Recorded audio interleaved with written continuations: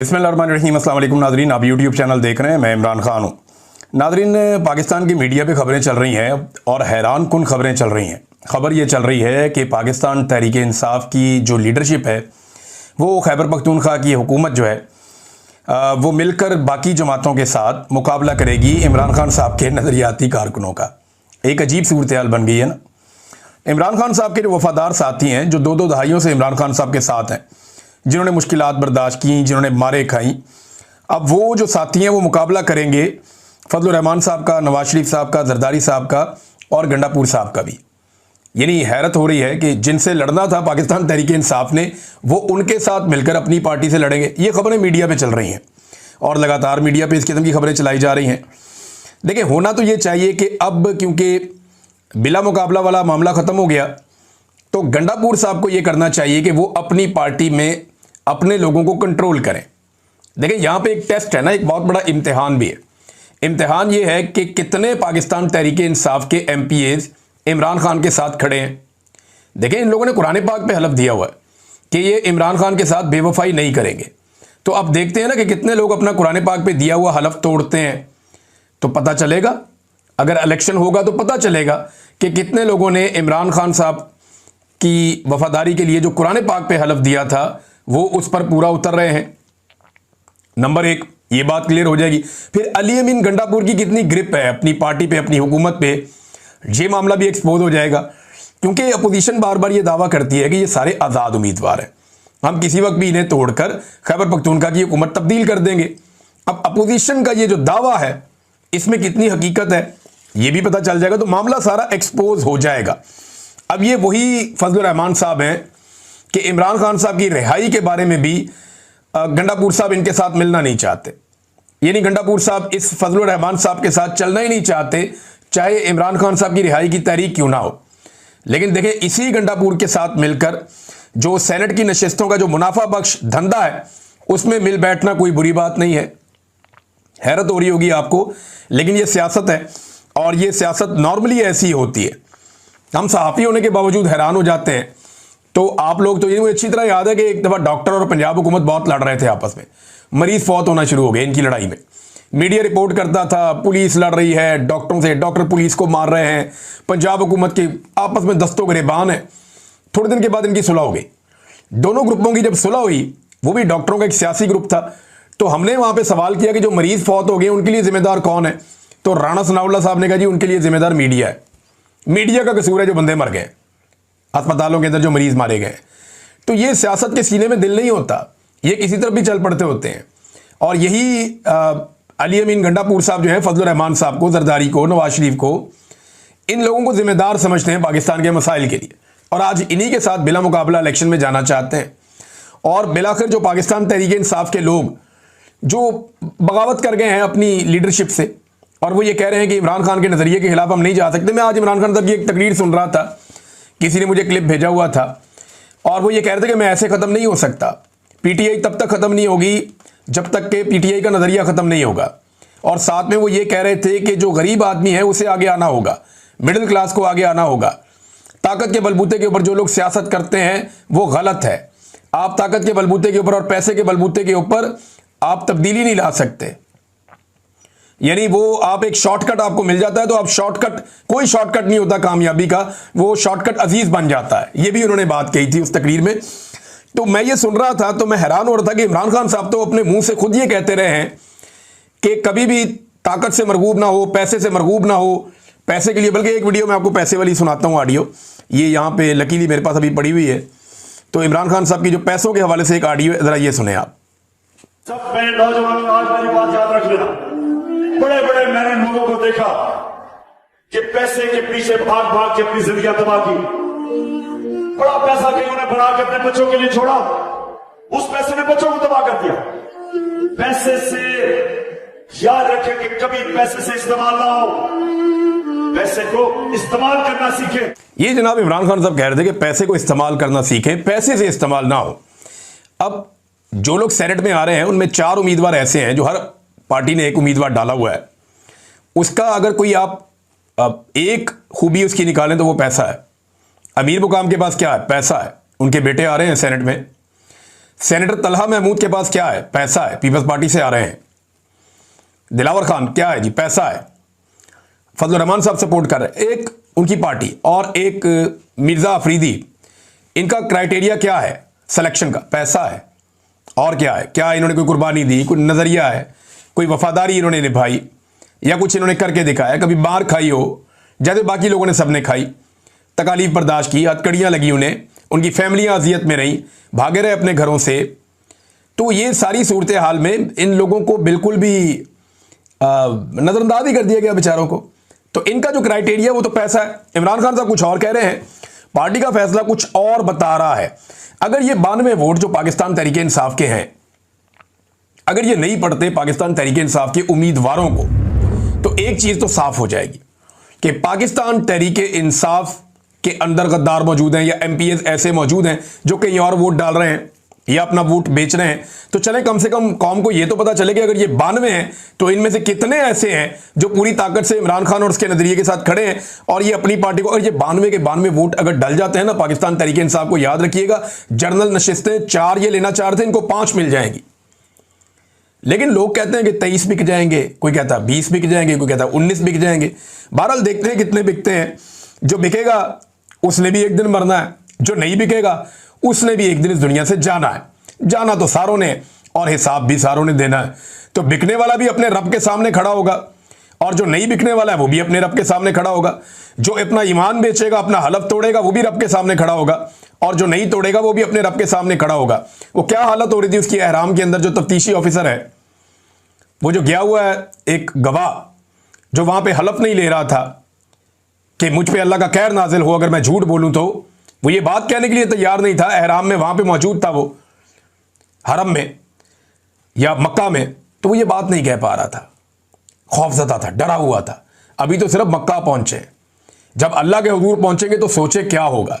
तो कोई भी चीज करने से पहले कम से कम ये जरूर सोचें कि मेरा रब क्या सोचेगा। देखिए, मैं इनके आईएसआई के पास से मेरे से झूठी गवाही मांगते थे ना, ये कहते थे झूठी गवाही दो, झूठी गवाही दो।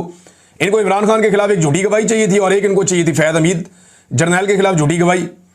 तो मैंने कहा जी फैज तो मैं कभी मिला ही नहीं और इमरान खान से मैंने कोई इंस्ट्रक्शन नहीं ली, जो मैंने किया मैंने खुद ही किया। तो वो मेरे खाते आप डाल दें, मैंने किया, मैं जिम्मेदारी उसकी कबूल कर रहा हूं। दूसरा, वो नवाज शरीफ के लिए सपोर्ट मैंने एक दिन एक ऑफिसर को यह कहा था कि अल्लाह ताला ने कुरान पाक में भी हुक्म दिया, मैं झूठी गवाही नहीं दे सकता, मैं अपने अल्लाह को क्या मुंह दिखाऊंगा। तो आपको यह बात अपने दिमाग में रखनी चाहिए और आपको रखनी पड़ेगी, वरना हम सब नहीं पेश होना अपने रब के आगे, तो ये जवाब देना बहुत मुश्किल हो जाएंगे। अब ये जो 92 लोग हैं, इनका बहुत बड़ा इम्तिहान है, अली अमीन गंडापुर का बहुत बड़ा इम्तिहान है कि वो अपनी पार्टी के साथ खड़े होते हैं या मीडिया की खबरों के मुताबिक वो पीडीएम की जमातों के साथ मिलकर अपनी पार्टी के नजरियाती जो कारकुन है इमरान खान के पुराने साथी, उनके खिलाफ एक महाज खड़ा करते हैं। देखते क्या होता है। लेकिन इन लोगों ने साबित कदमी से मुसीबत में डाल दिया सारों को और पीछे हटने के लिए तैयार नहीं है। नाज़रीन, 9 मई के ऊपर बड़े बड़े सवालात खड़े हो गए, बहुत बड़े बड़े सवालात। वो कह रहे जी हमें ये ट्वीट ख्वाजा आसिफ की हवाले से जो हमने एक लगा दी थी, हमें डिलीट करनी पड़ी है अब्राहम अकॉर्ड के बारे में, और इस तरह का कोई रिकॉर्ड नहीं मिला कि उन्होंने कोई ऐसा बयान दिया हो। जिस बयान के ऊपर इतरा रहे थे, चौड़े हो रहे थे, वो बयान ही नहीं है बीच में। तो मेरे ख्याल में पाकिस्तान के वज़ीर आज़म को, पाकिस्तान के वज़ीर ख़ारजा को, नवाज शरीफ को, आसिफ अली जरदारी को, बिलावल जरदारी को, मरियम नवाज को, इन सबको बहुत शौक है ना स्टेटमेंट्स देने का। तो ये बयान देना कि डोनाल्ड ट्रंप ने गलत मुतालबा किया, जैसे पाकिस्तान तहरीक इंसाफ स्टेटमेंट दे रही है। अब ये फैसला कि पाकिस्तान ने क्या ज्वाइन करना और क्या नहीं करना, ये फैसला डोनाल्ड ट्रंप या आसिम मुनीर तो नहीं करेंगे ना। ये फैसला तो पाकिस्तान करेगा, पाकिस्तान के अवाम या उनकी मुंतखब हुकूमत करेगी। अब अवाम की मुंतखब हुकूमत तो है नहीं, तो जो हुकूमत है कम से कम वो आगे बढ़ के स्टेटमेंट दे। लेकिन जो शख्स इस हुकूमत को लेकर आया, उस शख्स की मंशा के बगैर, तो उसकी मर्जी के बगैर तो ये हिलते भी नहीं है, तो स्टेटमेंट कैसे देंगे। डोनाल्ड ट्रंप पे नाज़रीन अमेरिका में बड़ा खौफनाक इल्ज़ाम लगा दिया और वहाँ के एक बड़े शानदार अखबार ने लगा दिया। ये बहुत पुराना अखबार है अमेरिका का, बल्कि सबसे पुराने अखबारात में से एक है, वॉल स्ट्रीट जर्नल। उसने डोनाल्ड ट्रंप के बारे में कुछ लिखा और डोनाल्ड ट्रंप ने उसका बाद में जवाब भी दिया बड़े अजीब तरीके से, लेकिन इसको गद्दारी करार दिया कि डोनाल्ड ट्रंप गद्दारी कर रहा है ईरान के साथ। वो कैसे? वॉल स्ट्रीट जर्नल लिखता है कि ईरान के साथ ट्रंप का जो मुजव्वज़ा मुआहिदा सामने आ रहा है, ये गद्दारी के मुतरादिफ है और ये बहुत बाअसर अमरीकी अखबार है। इसने इसका जो एडिटोरियल है या इदारिया जो लिखते हैं वो लोग, उनकी टीम ने ये इदारिया मुश्तरका तौर पे लिखा और इन्होंने कहा जी ट्रंप इंतजामिया का ईरान के साथ जो मुतवक्का मुआहदा है, इसका जो मंसूबा है, ये गद्दारी और फरेब है। इस टीम का जो इदाराती टीम है अखबार की, उसका ये मानना है कि इस बात का खतरा मौजूद है कि वाशिंगटन एक मुकम्मल जौहरी मुआहदे पर दस्तखत होने से पहले ही तेहरान पर से दबाव कम कर देगा। वो कह रहे हैं जी इसमें आप दबाव कम कर देंगे ईरान के ऊपर से, तो वो जौहरी मुआहदे के ऊपर आप कोई नतीजे पे नहीं पहुंच पाएंगे या वो प्रेशर नहीं डाल पाएंगे।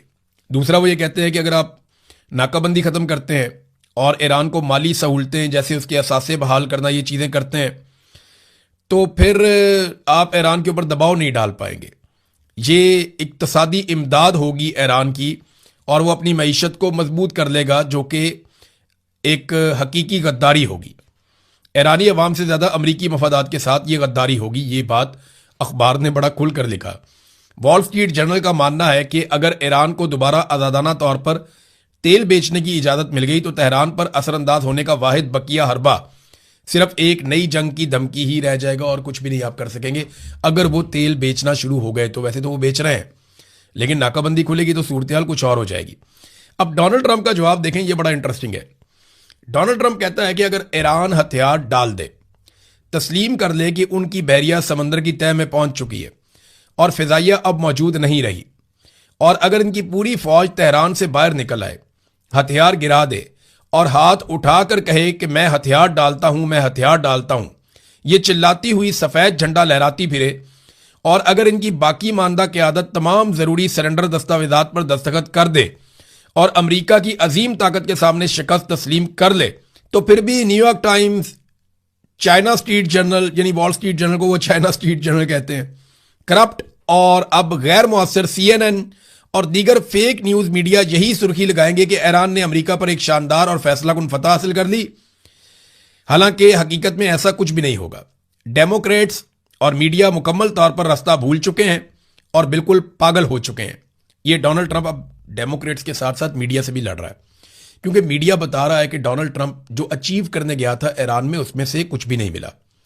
डोनाल्ड ट्रंप ने वहां रजीम चेंज करके अपना पहलवी लेकर जाना था, नहीं हो पाया। ईरान को तोड़ना था, नहीं हो पाया।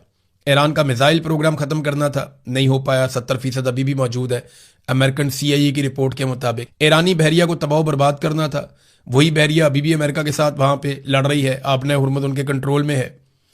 बहुत सारी चीज़ें उनका एटम बम के हवाले से था, बल्कि वो आपने हुर्मुज़ भी बंद करवा ली पकड़ के। तो अमेरिका ने हासिल क्या किया अगर बाद में मुज़ाकरात ही करने और कोई टारगेट वो अचीव ना कर पाए तो? जी, डोनाल्ड ट्रंप के ऊपर तनकीद ठीक होती है। अब मीडिया तनकीद करता है, डोनाल्ड ट्रंप मीडिया के ऊपर चढ़ जाता है और मीडिया ने अब इसको गद्दारी करार दे दिया है। दूसरी जानिब ये मीडिया गद्दारी क्यों करार दे रहा है, एक बात आप ज़हन में रखिएगा कि इसराइल का ना बहुत इन्फ्लुएंस है अमेरिका में और अमेरिकन की सोच के ऊपर। ख़ास तौर पे अमेरिकन मीडिया के अंदर भी इसराइल का अच्छा खासा इन्फ्लुएंस है। अमेरिकन मीडिया, मुझे ऐसा लगता है कि कभी कभी जो बोलता और सोचता और जो बात करता है उसमें कहीं ना कहीं इसराइली लॉबी का कोई किरदार ज़रूर होता है। ऐसा नहीं हो सकता कि वो बिल्कुल यकतरफा हो जाए। देखें, कई मीडिया वाले ऐसे लोग हैं जो ये कहते हैं कि इसराइल ने अमेरिका को इस्तेमाल किया। कई सियासतदान भी ये बात कहते हैं, लेकिन ये सबको मानना पड़ेगा कि छोटा सा मुल्क है इसराइल और वो सुपर पावर की बहुत सारी चीज़ों को कंट्रोल करता है। अभी वहाँ पे एक नेशनल सिक्योरिटी की मीटिंग हुई है, नेतन्याहू ने ली और उसके साथ उसके सारे वज़रा बैठे हुए थे और बड़े हार्डलाइनर से इन्होंने बड़े सख्त स्टेटमेंट दिए। लेकिन उनके वज़ीर ख़ज़ाना ने कहा कि हमें वाइट हाउस में ऐसी सपोर्ट कभी भी नहीं मिली जो टीम हमें अब वाइट हाउस में मुयस्सर है, और जो उन्होंने हमारे लिए किया वो इससे पहले कभी कोई नहीं कर पाया और शायद आइंदा भी मुश्किल हो जाएगा।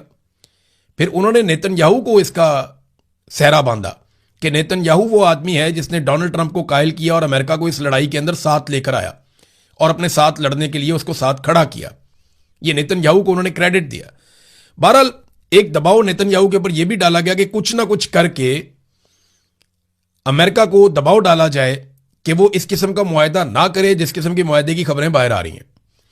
अब ये बड़े सख्त मौक़िफ़ हैं जो लिए गए हैं इसराइल के अंदर से।